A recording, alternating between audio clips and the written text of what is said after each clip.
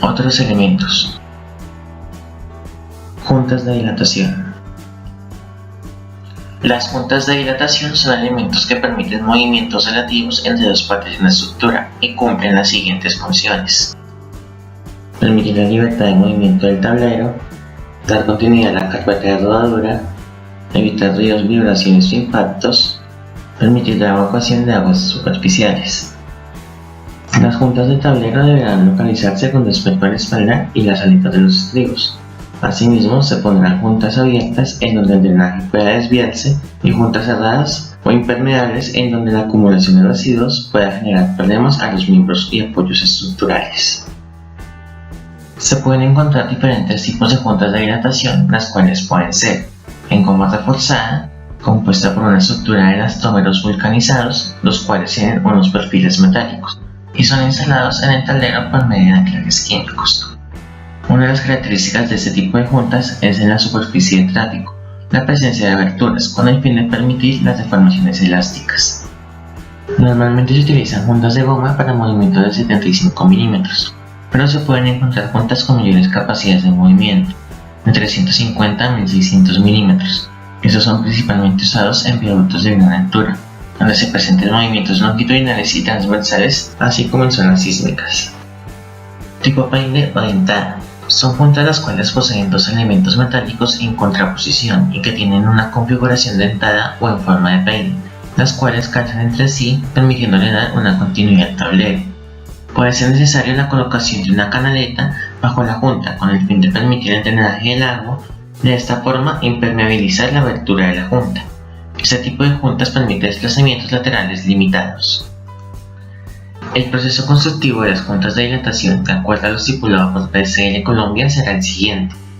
Se hará la colocación de la carpeta asfáltica y se cortará posteriormente el espacio donde se colocará la junta de dilatación. Se colocará una pista metálica o guía y se nivelará a la altura requerida. Después se inyectará mortero de alta resistencia en el espacio que quedó entre la guía de la junta y el tablero. Cuando haya endurecido el mortero, se fijará la guía con anclajes químicos.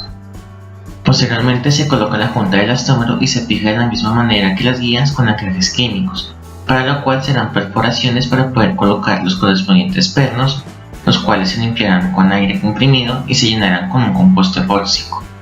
Finalmente se sellan los lados de la junta y los puntos de colocación del anclaje con alquitrán.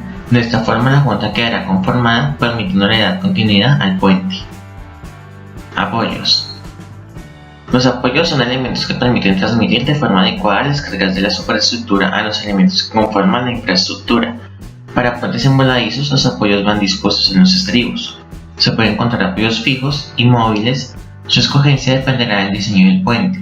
Los apoyos deben diseñarse para resistir las cargas apropiadas y traslaciones restringidas no deseadas.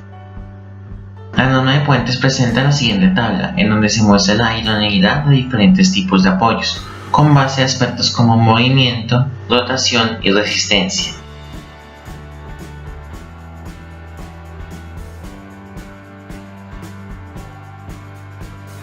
Los apoyos en el elastómero están conformados únicamente por neopreno o por neopreno y láminas de acero ASTM A36.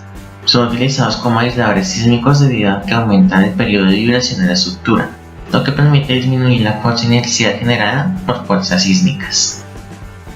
En algunos casos se han colocado apoyos en pilas, que funcionan como aisladores sísmicos. En el siguiente video desarrollado por la empresa Grisa, se puede observar la decisión de utilizar apoyos de péndulo por fricción para el viaducto de la Estampilla, localizado en la vía Santa Rosa Manizales y que fue desarrollada por la empresa Grisa en el año 2007, en el cual se comenta lo siguiente. Solución adoptada con la utilización de aisladores sísmicos de péndulo por fricción. Era necesario encontrar una solución que atendiera simultáneamente los dos retos. Esto llevó a la investigación del estado del arte en el mundo para atender tales acciones, de modo que se permitiera atender la obra de los viaductos, preservando su integridad y garantizando su vida útil en el tiempo. Estos estudios y las recomendaciones recibidas de los gurús de la sísmica mundial nos llevaron a decidir sobre el uso de los aisladores de péndulo por fricción.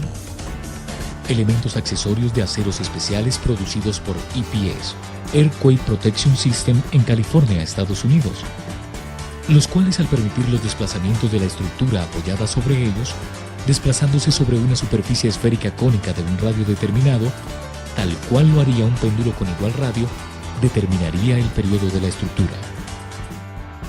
Los aisladores sísmicos de péndulo por fricción son un tipo de apoyo, el cual aprovecha las características del péndulo, permitiéndole alargar el periodo natural de la estructura, evitando que se presenten fuerzas sísmicas de mayor intensidad. Con la utilización de este tipo de apoyo, la estructura ante el efecto de un sismo tendrá un comportamiento caracterizado por un movimiento oscilatorio, y debido a que los desplazamientos generados por el sismo se producen en los apoyos, las cargas laterales de la estructura se reducen. Existen diferentes tipos de péndulos por fricción. Péndulo simple, el cual mantiene la carga vertical en el centro del elemento estructural. Presenta ventajas de costos en sistemas estructurales débiles, además de ser de baja altura. Péndulo triple, conformado por 3 péndulos en un solo apoyo, cada uno con diferentes propiedades, lo que permite mejorar la respuesta de la estructura ante la fuerza sísmica. Atención, los cuales se acomodan a cargas verticales que varían de compresión a tensión ante un sismo, permiten eliminar problemas de vuelco, así como largos movimientos sísmicos verticales. El proceso constructivo de los apoyos dependerá de lo que sea establecido en el diseño, para lo cual, en el caso del uso de péndulo por fricción, generalmente se realizará la construcción de un capitel, en el cual se hará la colocación de los aisladores por medio de anclajes. En el caso de elastómeros, será la colocación de la almohadilla sobre el asiento de apoyo del estribo o sobre la pila cuando éste esté terminado. Barandas barreras. Las barreras de tráfico son elementos que son utilizados para evitar que los vehículos se salgan de la vía y choquen con otros elementos con mayor potencial de daño que la misma barrera. Debido a que las barreras pueden también ser una fuente potencial de accidentes, se debe tener en consideración su correspondiente uso. Las barreras de tráfico incluyen lo que son barreras longitudinales y amortiguadores de impacto.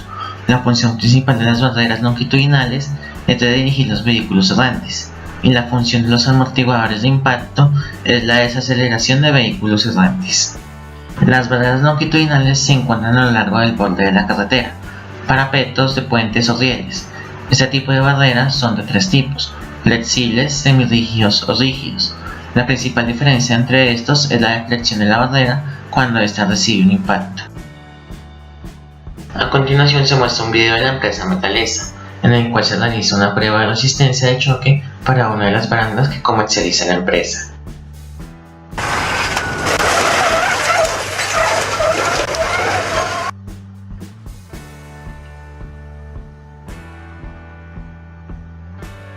Entre las barandas longitudinales se encuentran las barandas para puentes, las cuales son elementos de contención localizados generalmente en los extremos del tablero del puente.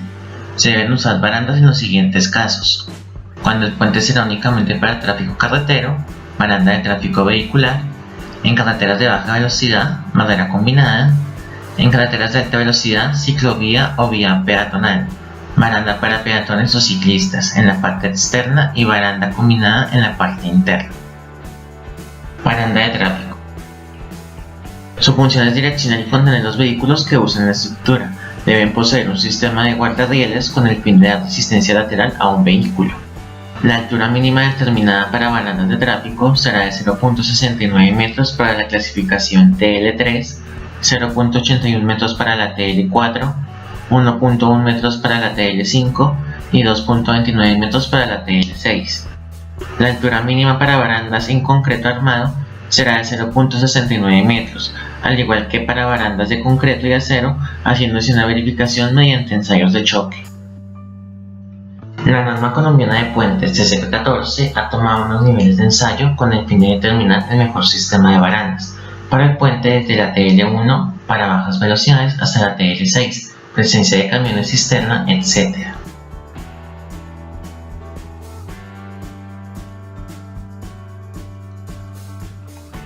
Barandas de peatones.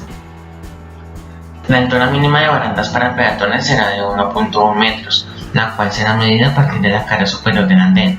Si la baranda está compuesta por elementos verticales y horizontales, el espacio entre ellos debe impedir el paso de una esfera de 15 centímetros de diámetro. La carga de IWW establecida para este tipo de barandas será de 0.73 kN transversal y verticalmente. De igual forma, cada elemento longitudinal tendrá una carga concreta de 0.89 kN. Para barandas con alturas mayores a 1.5 metros, la sobrecarga concentrada PLL será de acuerdo a la siguiente fórmula. Barandas para ciclistas. La altura para este tipo de barandas no puede ser menor a 1.20 metros. Asimismo, la altura entre la zona superior e inferior debe ser de al menos 0.69 metros. Si la baranda tiene una altura mayor a 1.38 metros por encima de la superficie de rodadura, las cargas de diseño serán determinadas por el diseñador.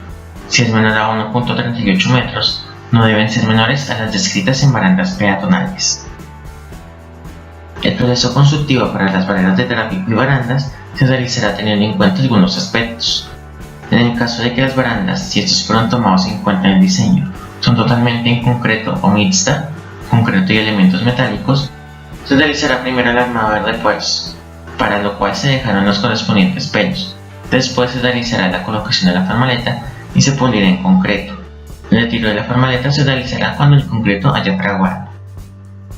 En el caso de que las barandas sean metálicas, lo primero que se hace es la colocación de los elementos verticales, los cuales son instalados mediante anclajes en el tablero. Después se colocan los elementos horizontales, los cuales serán unidos mediante soldadura a los elementos verticales. Andenes. Los andenes son elementos que son considerados parte de las barandas y que generalmente son de uso restringido en áreas rurales. Esto debido a la poca afluencia de peatones. Asimismo, si el puente no fue diseñado para el paso peatonal, estos no serán considerados. El ancho requerido para una persona es de 75 centímetros. Para garantizar el cruce de las personas, su ancho total debe ser mínimo de 1,50 m. Carpeta asfáltica. En el tablero del puente se debe construir una superficie de rodadura con una rugosidad adecuada que permita el paso de vehículos y camiones por esta zona del puente. Dicho componente debe estar siempre en buen estado para que no afecte componentes del puente. La superficie puede ser de mezcla asfáltica o concreto. A continuación se presentan ejemplos de este tipo de componentes. El proceso constructivo de la carpeta de rodadura se basará en los siguientes aspectos. Si se realiza con concreto hidráulico, el cual se puede hacer en obra o a través de una empresa productora de cemento, se hará la colocación de formoletas con un ancho mínimo de 3 metros y con una altura igual al espesor del pavimento. Se utilizarán reglas y rodillos vibratorios para consolidar y nivelar la superficie de concreto.